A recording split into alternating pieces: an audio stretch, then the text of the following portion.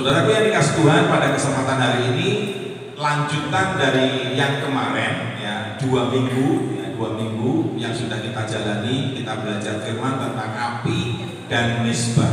Nah, bagian yang ketiga ini saya berikan judul menjaga api tetap menyala. Menjaga api tetap menyala. Saudara semua sudah tahu pendahuluan pengajaran kita di awal, ada api, ada mezbah. Pesannya adalah api harus terus menyala, dan menyalanya harus di atas mezbah. Mezbah itu adalah hidup kita, saudaraku. Dan pesan yang kuat diperhatikan di sini, jangan sampai dibiarkan api itu padam. Jangan dibiarkan.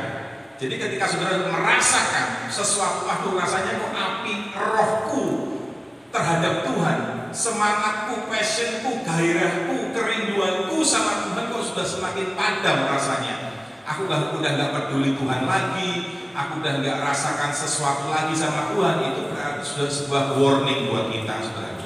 Nah, saudara, jangan dibiarkan. Kalau saudara mengalami pengalaman seperti itu, jangan dibiarkan. Hati-hati, itu apinya padam. Saudara harus kembali nyalakan. Caranya bagaimana? Ingat, api itu bisa menyala kalau ada kurban. Kalau nggak ada kurban, nggak nyala, saudara. Ya, Tuhan sudah kasih api awal, api mula-mulanya Tuhan sudah kasih. Sekarang kita harus jaga. Yang hanya bisa menjaga ya api saudara sendiri, Anda saudara sendiri. Ya, saudara perhatikan satu kisah ini, sebuah perumpamaan yang Tuhan berikan tentang 5 gadis bodoh dan 5 gadis bijaksana. Mereka semua awalnya membawa api, membawa pelita. Tetapi bedanya 5 gadis yang dikatakan bodoh tadi, karena dia tidak berjaga-jaga, karena dia tidak menjaga tadi api itu, sehingga apinya jadinya padam.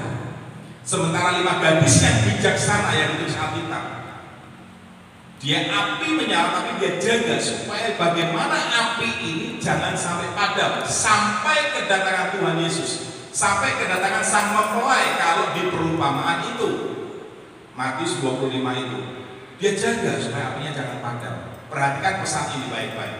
Kenapa selama 1 bulan ini, bulan apa ini, Februari, saya terus ngomong secara berseri tentang hal ini, saudara.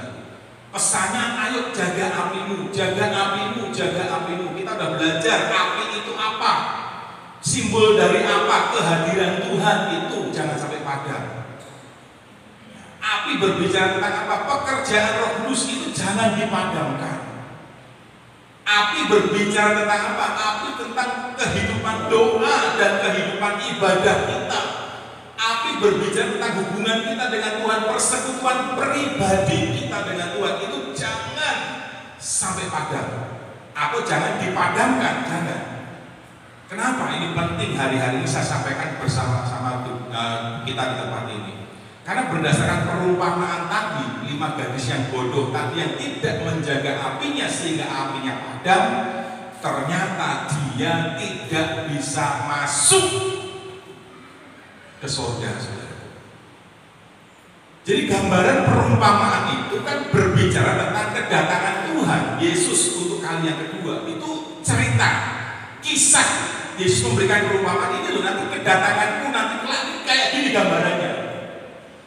Kelak suatu hari kalau aku datang seperti mempelai itu dalam perumpamaan itu, kalau apimu padam, aku datang menjemput kamu, tapi apimu padam, kamu gak masuk surga loh. Kira-kira Tuhan mau ngomong begitu lewat perumpamaan ini. Nanti coba baca lagi di rumah perumpamaan tentang 5 gadis bodoh dan 5 gadis bijaksana, Matius pasal 25. Itu peringatan buat kita yang hidup sampai hari ini. Jadi makanya selama sebulan ini saya terus ngomong, ayo pelihara, jaga api itu. Kalau sudah diinsafkan dalam pekerjaan Roh Kudus, ayo responi, saudara. Introspeksi seperti dari Pak Romo tadi, ada aplikasinya, introspeksi. Jangan menyalahkan orang lain. Yang setuju katakan yes. Ya. Nah hari ini kita bagaimana caranya? Saya kasih caranya. sesuai dengan Alkitab ajarkan. Bagaimana saudara menjaga api supaya tetap menyala? Ayatnya tetap sama, dasar firmannya, ayat emasnya tetap sama, yaitu Imamat pasal yang ke-6 ayat 1 sampai 13 ya. Nah, saya akan lihat dulu, kita akan belajar sama-sama dulu, langsung saja poin yang pertamanya ya. Bagaimana menjaga api tetap menyala? Yang pertama, coba dilihat di Imamat 6 ayat 1 sampai 6. Kita bagi ya beberapa bagian dari Imamat 6 ayat 1 sampai 13, nanti kita bagi beberapa bagian. Ya, Imamat pasal yang ke-6 ayat 1 sampai 6 dulu. Boleh dimunculkan dulu. Nah, ini. Perhatikan ya. Tuhan berfirman kepada Musa, sampai di sini dulu. Ayat yang tadi dikatakan api itu harus dijaga, jangan sampai padam, itu ada di ayat yang ke-13. 6, 13, 12 dan 13. Tapi kita ambil yang 13-nya saja. Nah, ini kan satu rangkaian cerita, satu bingkai. Dimulai dari ini, Tuhan berfirman kepada Musa. Apa isi firman-Nya? Ini menjadi poin yang pertama dari bagian yang pertama ini. Imamat 6 ayat 1 sampai 6. Ini jadi poin yang pertama. Apa itu? Perhatikan ayat yang keduanya. Ayat yang kedua, klik. Ya, yuk baca saudaraku. 1, 2, 3.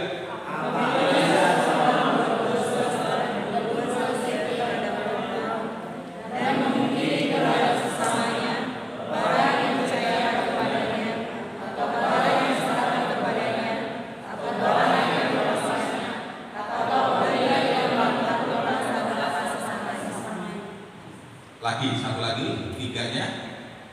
Atau dia menyembahnya dan mengirimnya, dan dia bersumpah dalam perkara apapun yang diperbuat seseorang sehingga dia berdosa. Ya, sampai di sini dulu.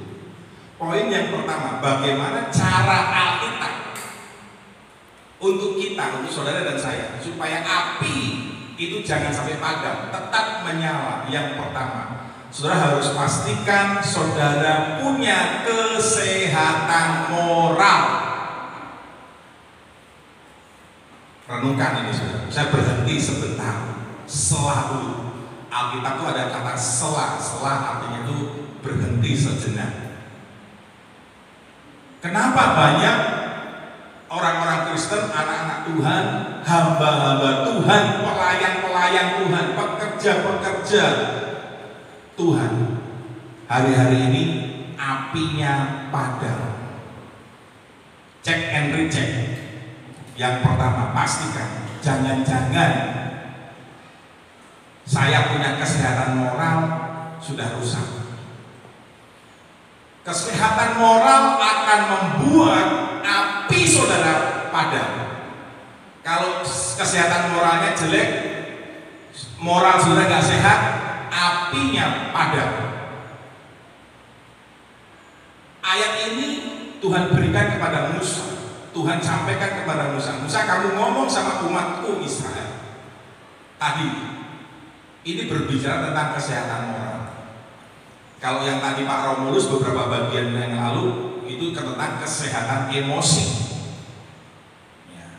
Emosi kita harus sehat. Sudah diukur hanya walaupun baru 12 orang. Ya, inilah yang mau memperhatikan, ya kan? Yang mau rindu mungkin berubah. Gak usah malu, gak usah takut saudaraku. Dikoreksi sama firman Tuhan, gak usah takut. Banyak kita mau ketemu firman Tuhan takut nanti kena gitu, kayak disibuk. Enggak. Di hadapan Tuhan saya ngomong ini, di hadapan saudara juga, di hadapan Tuhan dan saudara saya ngomong. Saya berbicara di tempat ini tidak ada sedikit pun maksud tujuan untuk istilahnya memojokkan saudara dengan firman Tuhan, nggak ada. Firman Tuhan ini sebagai cermin. Saya beritakan sebagai cermin. Saudara bercermin lewat firman Tuhan ini. Kalau memang cerminnya saudara di wajah saudara, keadaan saudara, kesehatan rohani saudara kelihatan di cermin itu buruk, ya saudara harus berdandan. Sama seperti saudara berdandan kan apa? Masuk kamar, ruangan saudara sudah berkaca, melihat ada noda, berantakan rapi, ada sesuatu yang nggak pas. Saudara kan kemudian berdandan, memperbaikinya.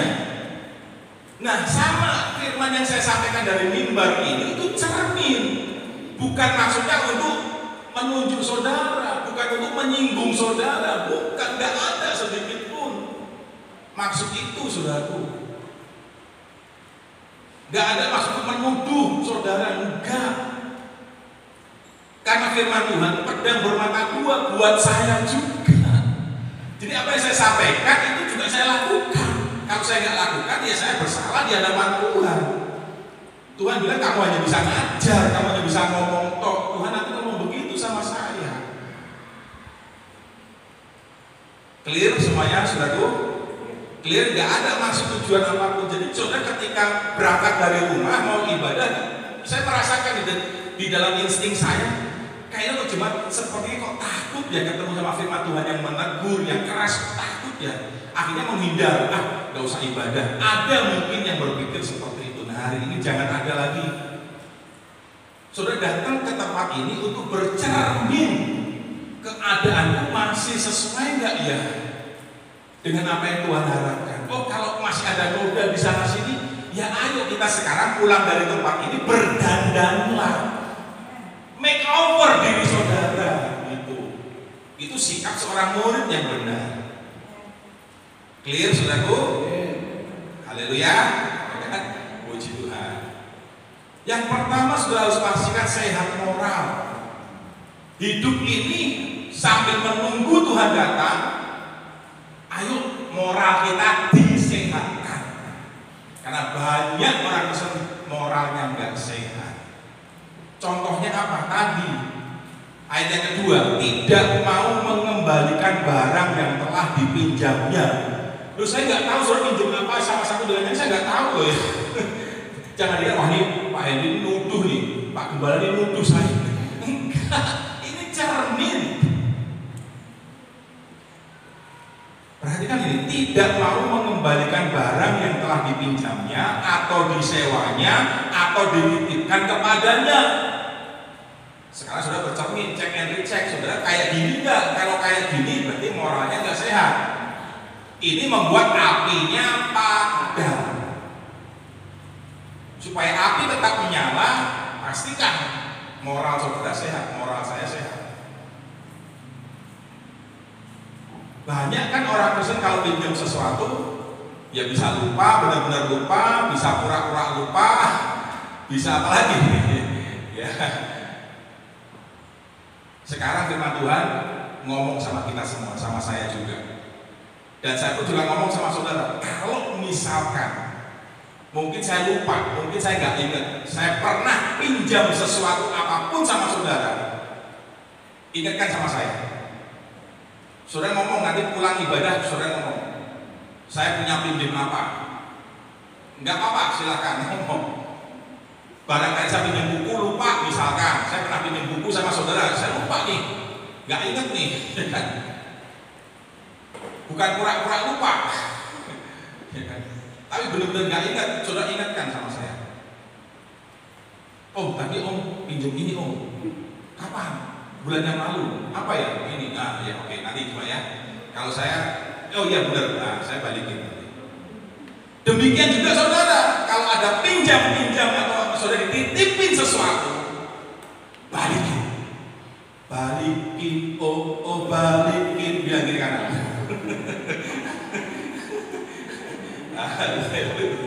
Bilang kiri kanan dong, nyanyi dong. Balikin, oh balikin. Saya tahu lagu itu, tahu semua ya, puji Tuhan ya.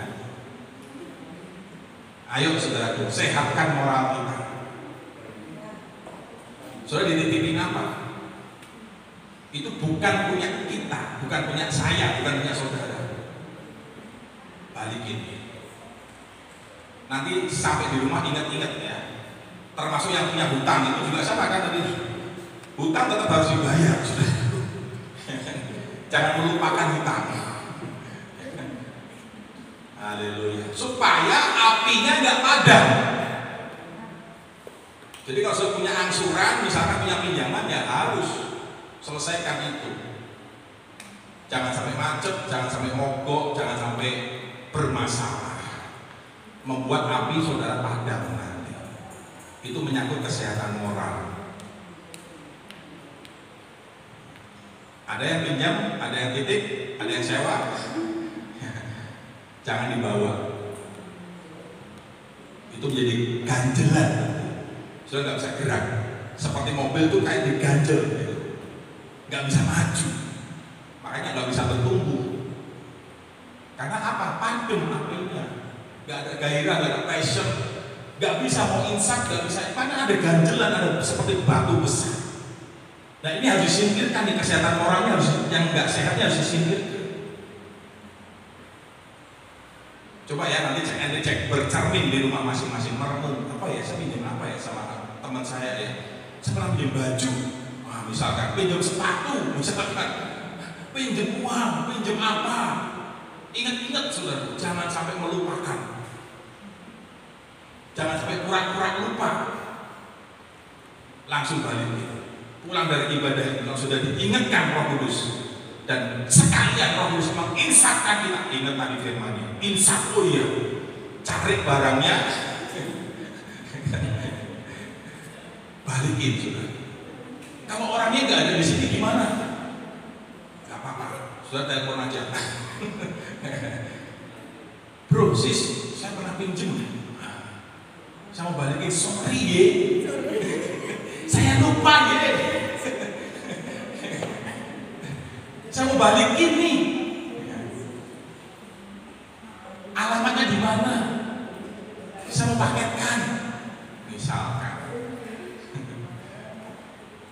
Kan udah gak pemilu kan. Hanya pinjam istilah.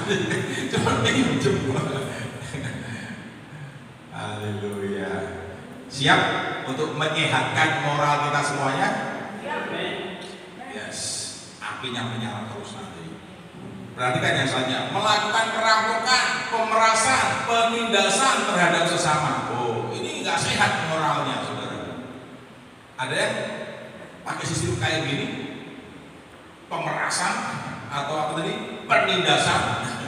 Ya, nggak boleh loh. Alkitab tuh ngomong nggak boleh. Bahkan kalau saudara sampai merampas sebagai jaminan itu juga nggak boleh. Alkitab bilang, saudara.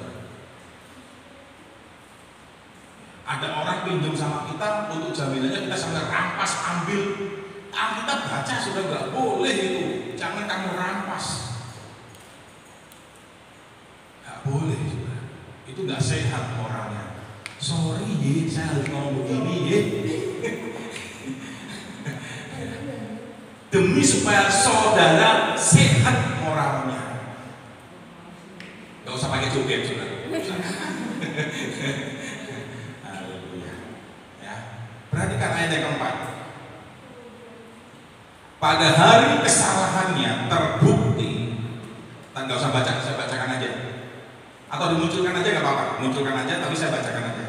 Pada hari kesalahannya terbukti, ia harus mengembalikan barang yang telah diambilnya itu, ditambah dengan denda sebesar 1/5 atau 20% harga barang itu kepada pemilik yang telah dirugikannya. Jadi kalau saudara pernah merugikan seseorang, saudara harus bayar denda 20%. Bayangkan saudara, Lazarus ya benar ya, Lazarus atau siapa ya? Sakeus sama Lazarus ya, Lazarus yang tukang pemungut cukai itu. Ya, Sakeus ya. Oh iya, Sakeus pemungut cukai, sorry itu hampir sama, lupa saya. Makanya saya tanya Sakeus sama Lazarus ya, itu pendetanya bisa lupa. Sakeus ketika menyambut, mengundang Yesus masuk ke rumahnya. Ketika Sakeus mengalami perjumpaan pribadi dengan Tuhan, dapat cermin, dan Tuhan Yesus firman, cermin itu. Begitu Sakeus ketemu Tuhan langsung kena cermin. Aku punya salah Tuhan. Aku telah merugikan banyak orang, aku telah merampas. Sekarang aku mau balikin 4 kali lipat. Wih, bayangkan saudara. Apa yang pernah saya rugikan, saya akan ganti 4 kali lipat. Ini di perjanjian baru masih dilakukan, Sakeus masih melakukan. Artinya apa saudara? Perhatikan, pada hari itu juga ia harus mempersembahkan kurban penebus salah di kemah pertemuan. Ini yang saya baca versi FAIH, yang di sini versi TB tadi, terjemahan baru. Kesehatan moral yang kedua, tadi apa indikasinya? Indikatornya apa? Ini berani mengaku salah dan minta maaf. Seseorang yang nggak berani mengakui kesalahannya, nggak berani minta maaf, sorry, nggak, moralnya nggak sehat. Ini bukan kata saya, kata firman.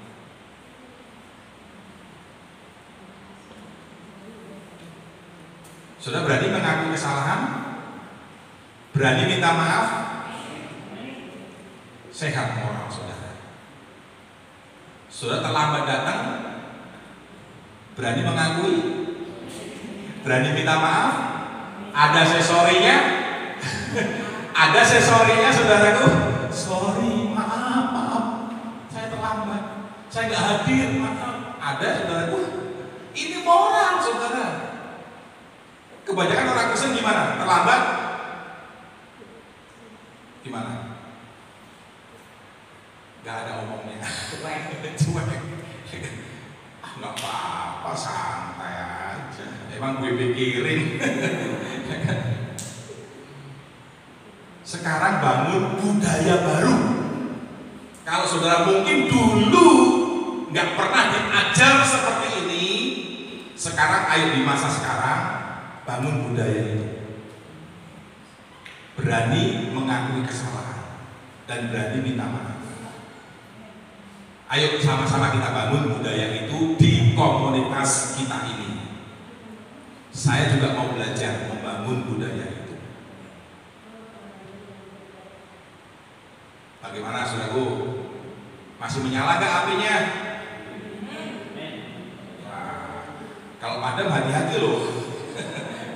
Padam mulai ngantuk-ngantuk, ini apa lagi firmannya? Aduh, udahlah, sudah selesai. Ya, itu padam apinya. Atau saya menghindari, keluar dulu sebentar, cari angin. Aduh, ini terlalu keras, gak enak, udah stop. Nah itu apinya mulai padam. Ayo bangun budaya, apa budaya yang kita harus bangun apa saudaraku? Loh kok lupa? Ini beda loh, saya khotbah sama jemaat sama saya beda di tempat lain itu berbeda, karena kalau di sini sama ngajar, saudara. Saya kasih tips-tips, saya kasih contoh-contoh itu, ya karena saya ngajar di depan domba-domba kita di sini gitu, di keluarga. Kalau di luar saya nggak gini, sudah nggak gini, saya di luar. Khotbahnya nggak begini ya, ngomong aja, bebek selesai gitu.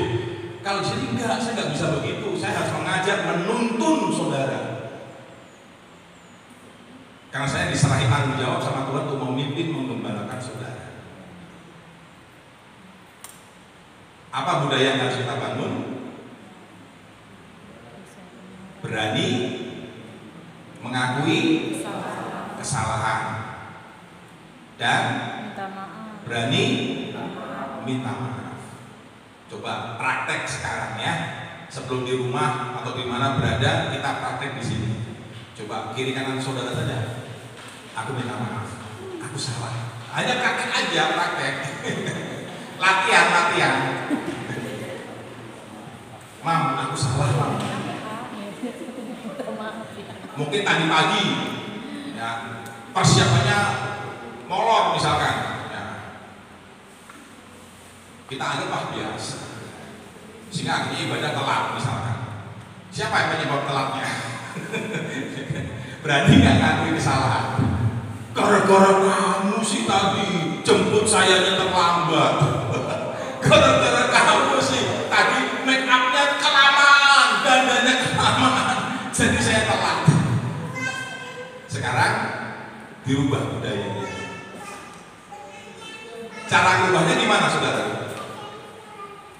bilang, Pak atau Mam, ya kan, saya sorry ya, tapi saya make upnya kelamaan, jadi kita ke gerejanya terlambat. Sorry, maafkan saya salah. Itu praktek latihannya kayak gitu. Tadi saya mandinya kelamaan, jadi kamu nungguin saya lama, misalkan, maaf ya. Berani nggak membangun budaya seperti itu? Mau nggak? Berani nggak? Siap nggak? Suka nggak? Karena kalau ini nggak dibangun, nggak dibiasakan, nanti jadi padam apinya. Masih senang, masih suka cita, masih menyala-nyala, atau turun. Enggak ya, di sini saya percaya semuanya sudah dewasa rohani. Ayo kita bangun sama-sama yuk. Saya pun kalau salah, saya akan belajar mengakui. Saya salah, saya minta maaf. Seperti kemarin, ya kan, beberapa kali ya kita schedulekan, yuk kita ketemu yuk ngobrol-ngobrol, ternyata miss, ya kan. Sayanya lupa ada acara, ada kegiatan lain yang sinode sama rayon, ya kan? Saya lupa. Sorry saya. Ayo kita bangun sama-sama. Ini kesehatan moral. Yang kedua sekarang. Jadi powerpointnya begini, moral yang tidak sehat membuat api di mezbah hidup kita jadi padam. Itu poin yang pertama. Yang kedua, Imamat 6 ayat 7. Yuk, bukan Imamat 6 ayat 7, saya bacakan saja dari versi FAYH, sedikit berbeda dengan yang di depan, tapi intinya sama. Dikatakan begini, dan imam itu akan mengadakan pendamaian baginya, bagi orang yang tadi tuh yang ketahuan berbuat salah di ayat tadi yang atas yang saya ngomong tadi, yang merugikan orang lain tadi, udah mengakui. Nah ini selanjutnya, imam mengadakan pendamaian bagi orang tadi di hadapan Tuhan, maka orang itu akan menerima pengampunan.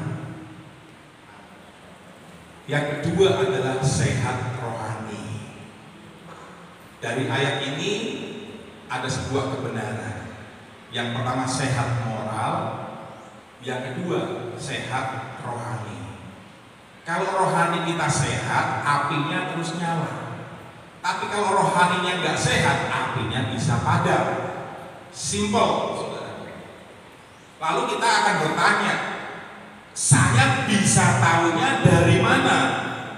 Saya bisa ngeceknya dari mana bahwa rohani saya nggak sehat, rohani saya sehat? Dari mana? Saya tunjukkan caranya. Indikator kesehatan rohani yang pertama adalah pendamaian. Dengan kata lain, pengampunan.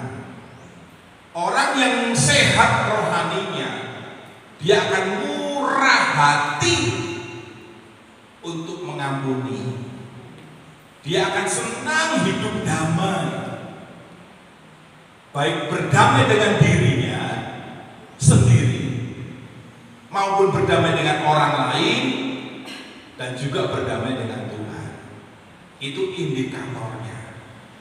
Sekarang cek, bercermin lagi, apakah kita rohaninya sudah sehat belum? Pertama, tanya sama diri masing-masing, termasuk saya. Sudah berdamai belum dengan diri sendiri? Itu satu. Muncul pertanyaan lagi, saya bisa tahu dari mana bahwa saya sudah berdamai atau belum berdamai dengan diri saya sendiri? Alkitab menjawab, bukan saya yang menjawab, Alkitab yang menjawab. Saya tunjukkan ayatnya aja, saudara catat aja supaya menghemat waktu, supaya saya bisa maksimal memberitakan ini. Ya. Berdamai dengan diri sendiri. 1 Korintus 12 ayat 14 sampai 15. Saya bacakan begini, karena tubuh juga tidak terdiri dari satu anggota. Tubuh ini terdiri dari banyak anggota, ada tangan, jari, kuku, semua itu namanya tubuh. Ya, dikatakan andai kata kaki berkata, aku bukan tangan, karena aku bukan tangan, aku tidak termasuk tubuh. Kaki ini ngomong, aku bukan tangan, jadi aku bukan tubuh. Bisa nggak dikatakan begitu? Nggak bisa. Karena firman Tuhan tadi ngomong, tubuh ini terdiri dari banyak anggota. Apapun nama anggota itu, dia adalah tubuh. Jadi artinya apa dari ayat ini? Aplikasinya apa, saudara? Dari mana dari ayat ini saya bisa tahu bahwa saya sudah berdamai dengan diri saya sendiri atau belum? Sekali lagi, ini kan cermin dari 1 Korintus 12, 14, 15 itu kan cerminnya. Apakah saya sudah berdamai dengan diri saya sendiri berdasarkan ayat ini? Poinnya begini yang pertama.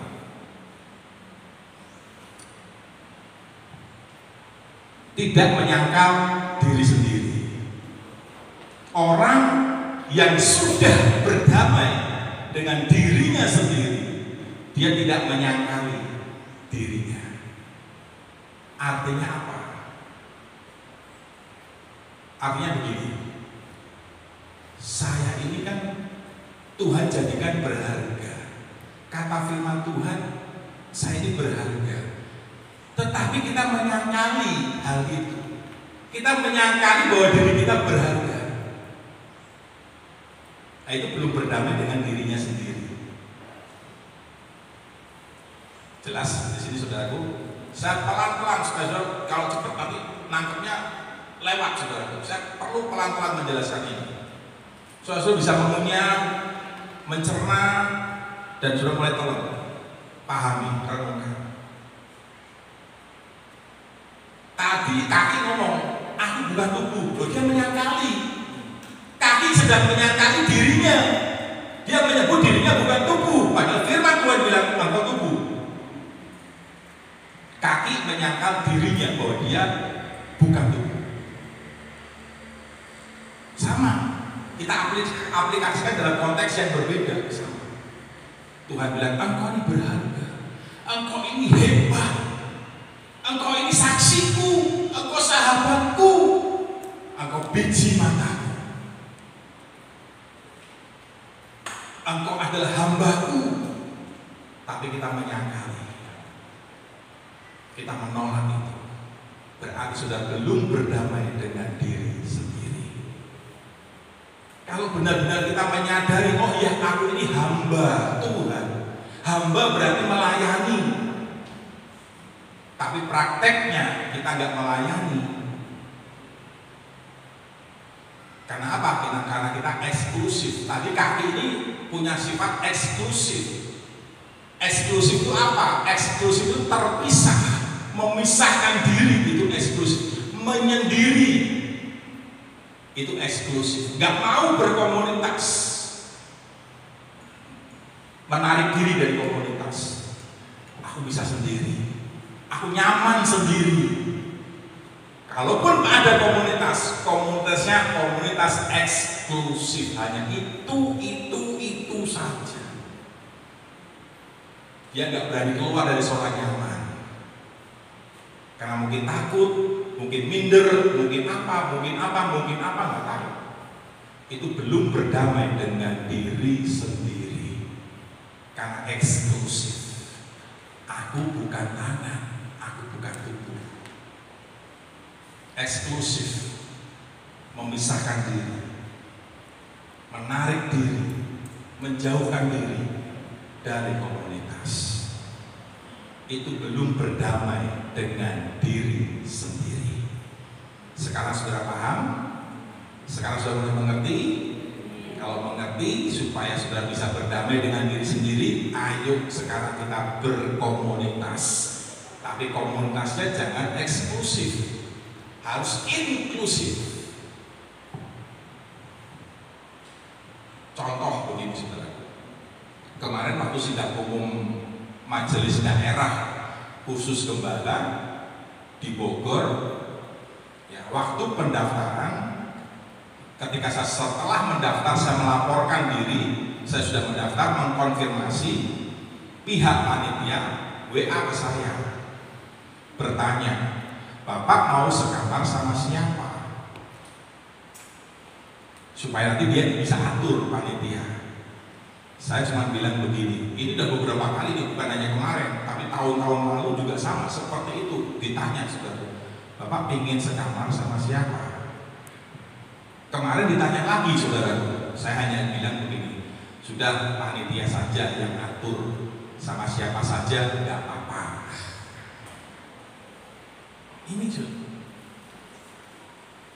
Karena apa? Ini kesempatan buat saya untuk saya nggak eksklusif. Saya nggak hanya berteman sama dia dan dia lagi, lu lagi, enggak saudara. Tapi saya mau coba, siapa tahu saya bisa dapat teman baru, bisa dapat komunitas baru, bisa punya sahabat baru, bisa jaringan baru. Jadi saya pergi sama siapapun, oke. Itu sudah berdamai dengan diri sendiri. Kalau belum, berarti cirinya ini sudah menyangkali tadi, hamba tapi nggak mau melayani, ya kan? Menarik diri. Wadah ini terbuka seluas-luasnya buat saudara semua untuk melayani. Saudara sudah dikasih talenta, sudah dikasih kemampuan, kasih kesanggupan, kesehatan, waktu, alat-alat yang diperlukan Tuhan sudah kasih, fasilitas Tuhan sudah sediakan semua. Tapi kitanya menarik diri terus, gak mau nyebur ambil di situ, gak berani. Ini ciri orang yang belum berdamai dengan dirinya sendiri. Masih menyala apinya. Ini cermin ya, ini bukan saya apa ya namanya ya, bukan menyepet, menyinggung saudara, enggak ada. Ini cermin. Ayo sehatkan moral saudara. Contoh-contohnya tadi, baca lagi nanti di rumah. Ya, semua yang berhubungan dengan hal moral, ayo diperbaiki saudaraku. Jujur, ya kan? Kalau dititipin sesuatu yang balikin, ulangkan, jangan pura-pura lupa dan sebagainya, ya kan? Yang kedua sehat moral, sehat moral, sehat rohani, berdamai dengan diri sendiri. Aplikasinya apa? Jangan menyangkali diri kita yang Tuhan sudah nilai buat kita, yang Tuhan sudah gambarkan kepada kita sangkali. Enggak, aku bukan hamba Tuhan kok. Hamba Tuhan itu yang pendeta, yang apa? Enggak, aku bukan hamba Tuhan. Sudah menyangkali, belum berdamai dengan diri sendiri. Haleluya. Sehat sama orang lain, berdamai dengan orang lain. Firman Tuhan berkata begini, sedapat-dapatnya kalau hal itu bergantung padamu, hiduplah dalam perdamaian dengan semua orang. Berdamai dengan orang lain, cirinya apa? Kita bisa hidup berdamai dengan banyak orang. Dengan orang-orang kita bisa hidup damai. Gambarannya gampang, simpelnya begini saudara. Kitanya menjadi problem solver, bukan problem maker. Orang yang berdamai, yang sudah berdamai dengan orang lain, dia tahu bagiannya, yaitu apa? Problem solver, bukan problem maker. Sudah tahu bedanya problem solver sama problem maker? Problem solver itu adalah dia pemecah masalah. Tetapi kalau yang problem maker, pembuat masalah. Kalau problem solver, dia ada masalah apa dia atasi. Wah, di pelayanan ada masalah ini, dia nggak jadi problem maker, tapi dia menjadi problem solver. Aku bereskan masalah ini. Masalahnya apa sih? Oh, masalahnya kurang SDM. Oke, aku bantu. Masalahnya apa sih? Masalahnya tentang apa? Aku bisa bantu. Itu problem solver. Tapi kalau problem maker, udah lihat masalah, nambahin masalah. Bukan begini, bukan begitu, begini. Problem maker, saudara. Bukannya menjadi problem solver, malah jadi problem maker. Ini orang yang belum bisa berdamai dengan orang lain. Ini cermin, saya ulang lagi. Ya. Berdamai dengan Tuhan. Tadi sama diri sendiri, sama orang lain. Terakhir, sebelum kita nanti masuk seri berikutnya di minggu berikutnya, berdamai dengan Tuhan. Ayat penutupnya begini. Musik bisa maju ke depan. Singer juga boleh maju. Haleluya, untuk bantu nyanyinya. Berdamai dengan Tuhan. Firman Tuhan berkata Yakobus 4 ayat 4 begini. Saya bacakan aja deh supaya nggak salah ya.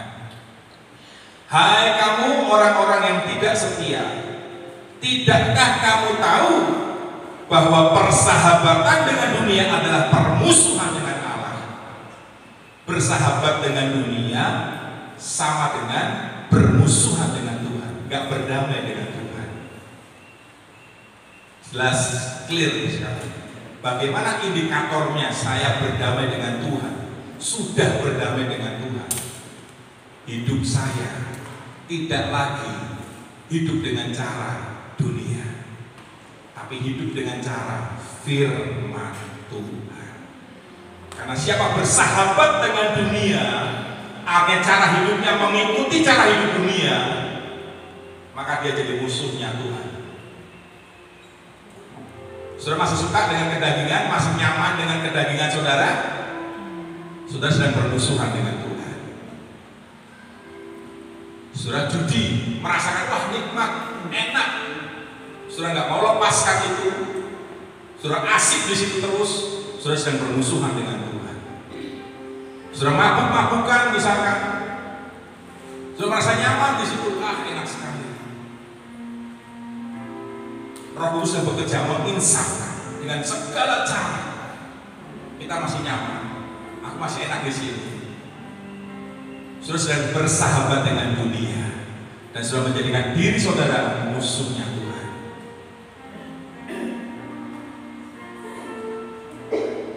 Tuhan Yesus mengasihi saudara. Amin.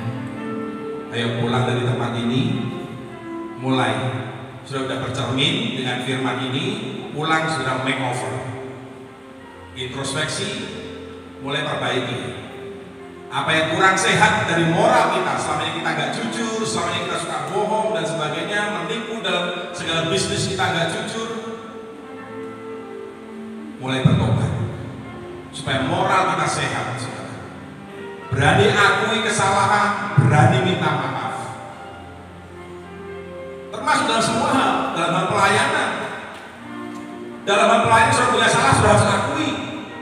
Saya pun juga belajar mengakui, saudara. Jangan cuma diem-diem. Ayo level up, saudara. Ini waktunya Tuhan sudah mau dekat, mau datang. Saya nggak mau api saudara padam gara-gara hal ini. Sedih saya nanti kalau melihat banyak yang tertinggal, nangis bisa. Aduh Tuhan. Ini hati seorang bapak tuh kayak begitu, saudara. Kayak dulu lihat Levi masih bayi, sudah masuk inkubator lagi. Baru dibawa pulang 1 minggu, balik lagi ke Boromeus. Baru dia bawa pulang dari rumah bersalin nih, bawa masuk lagi ke Boromeus gara-gara kuning. Di inkubator harus ditinggal, nggak boleh ditungguin. Seorang tua itu gimana rasanya? Aku Tuhan, biar saya yang di sana, biar saya yang gantikan dia. Dia masih bayi, dia masih kecil, belum sanggup. Kalau bisa saya, itu hati orang tua, itu hati bapak, saudara. Sama ketika saudara nanti mungkin ketinggalan, aduh rasanya gimana gitu. Tuhan, semua saya sudah sampaikan Tuhan, apa yang Tuhan mau disampaikan saya sudah sampaikan Tuhan. Tapi saudara masih ada yang merasa aman, nyaman, kemudian sudah tertinggal, itu bagi saya itu, aduh Tuhan, saya rindu semua diangkat, saudara. Semua masuk surga. Benar, kedatangan Tuhan sudah sangat singkat, saudara. Jangan betah-betah di dunia, jangan bersenang-senang dengan dunia, saudara. Hidup di dunia sudah susah. Jangan sampai sudah mati masih susah. Karena apa? Masuk penghukuman kekal. Tapi masih lumayan, masih mending. Ya luar biasa lah, bukan mending lah kita ganti. Bukan mending, luar biasa. Walaupun sudah mungkin susah di dunia, tapi sudah benar-benar pikul salib, ikut Yesus, sudah hidup dengan cara firman, bukan cara dunia, sudah mati masuk surga. Wah enak saudara. Enak. Jangan sampai hidup di dunia susah, mati masuk neraka. Jangan sampai. Nanti kalau saudara nggak respon, misalkan nggak bertobat dengan firman Tuhan ini, sampai saudara nanti tertinggal, di situ saudara bisa ngomong, oh iya, dulu Pak Gembala pernah ngomong hal itu, tapi aku abaikan, menyesal saudara. Tuhan Yesus memberkati.